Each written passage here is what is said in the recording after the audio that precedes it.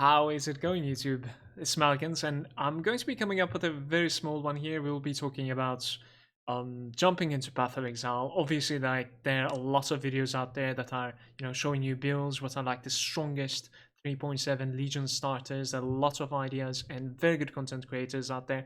I'm going to be basically not mentioning any builds at all in here, and I'm going to be giving description links to other content creators, some very good ones that I have watched so far. It's going to include, if I'm not mistaken, lifting. It's going to include Zizaran, and I might actually include a couple more as I continue watching them too. But my point of view over here, instead of like making yet another content that is going to be telling build guys and linking you like forum posts, I'm actually going to be talking about like jumping into Path of Exile. I have been there as well. It might actually be like one of the more overwhelming games to jump into, and it's not as complicated as you might think it is in the long run. It actually is, but you're not supposed to be absorbing the entire thing at once. So I really, really want to emphasize this in this video, and that's going to be like literally the point of the video, nothing else. So how would you go about making your own build in this game? When you look at something like this, it is extremely overwhelming. It could be, at least. And learning every single node, I don't necessarily think it's the ideal thing to do at all. But what could you do? You could literally just like launch the game. There are two things that I would suggest you to have. One of them is this program right here. It's the Path of Building. The link is going to be down below for you to download if you would like to.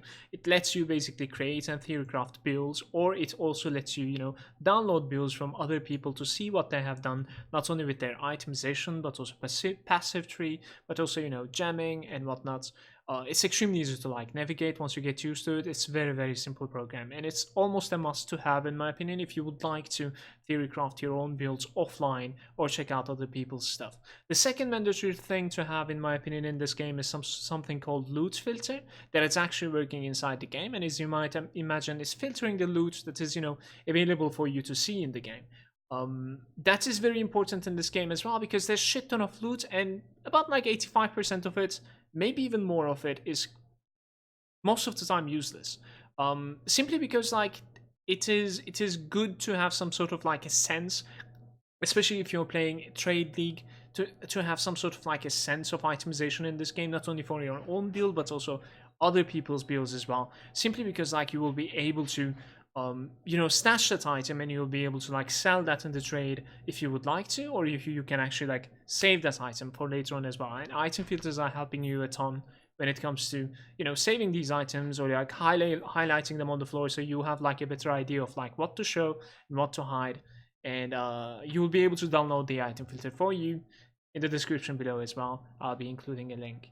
Now that said, I'm going to be giving out small pointers for someone that is just very new to Path of Exile, that is jumping into this game. What you do is, you basically, like, after getting these two tools and installing them, you jump into the game, you create a character. So it doesn't necessarily matter all that much which one you create. If you enjoy melee, I'd suggest you to check out like some sort of like a marauder, or like a duelist, which is those are the starting places of those things.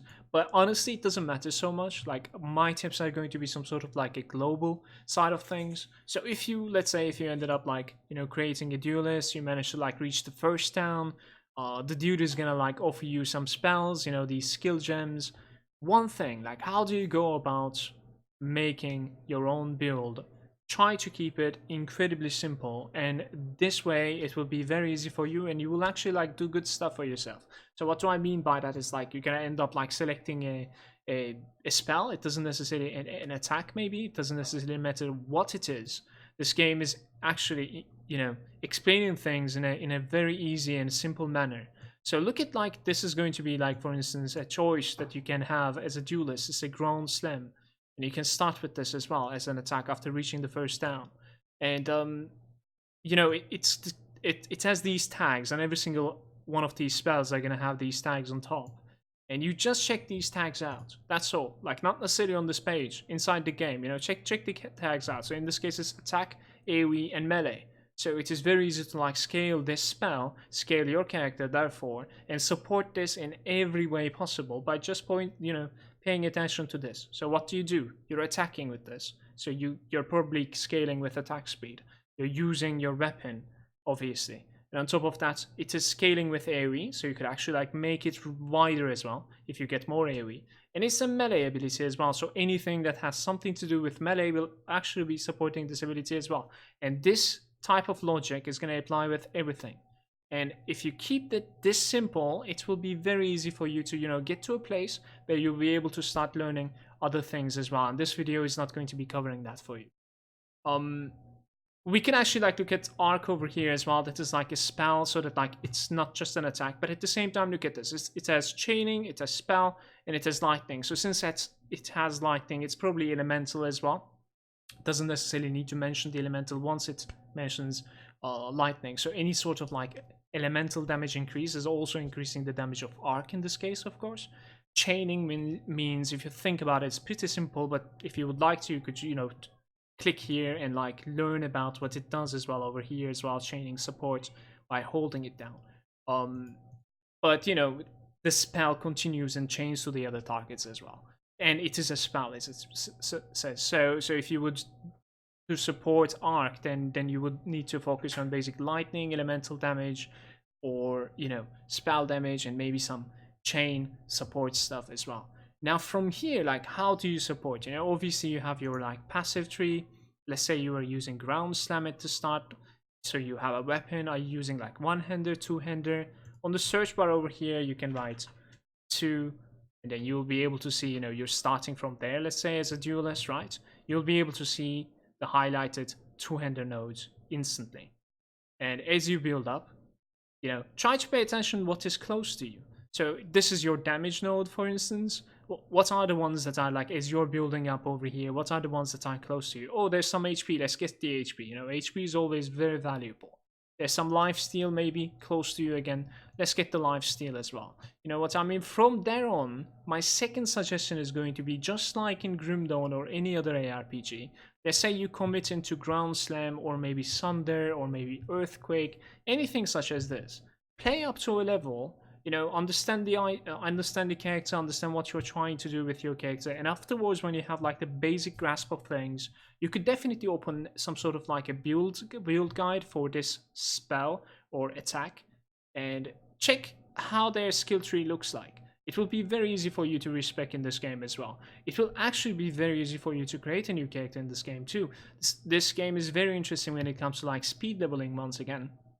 Doesn't necessarily take all that long, and every time you go about it, it's going to be a little bit faster too. But if you have made some mistakes, you'll definitely be able to like recover from them quite easily too, unless it is like a drastic way. Let's say if you're like continuously going to the right side, but the build guide that you checked was continually going to the left side or something like that, then it's probably going to be a little bit better for you to like start over. But you probably understand what I mean. Like, the tip was basically just checking out a build guide that is kind of like going the same way like you do. Maybe it was like an Earthquake attack build, and checking like a Duelist Earthquake or like a Marauder Earthquake, and see how their passive tree looks like.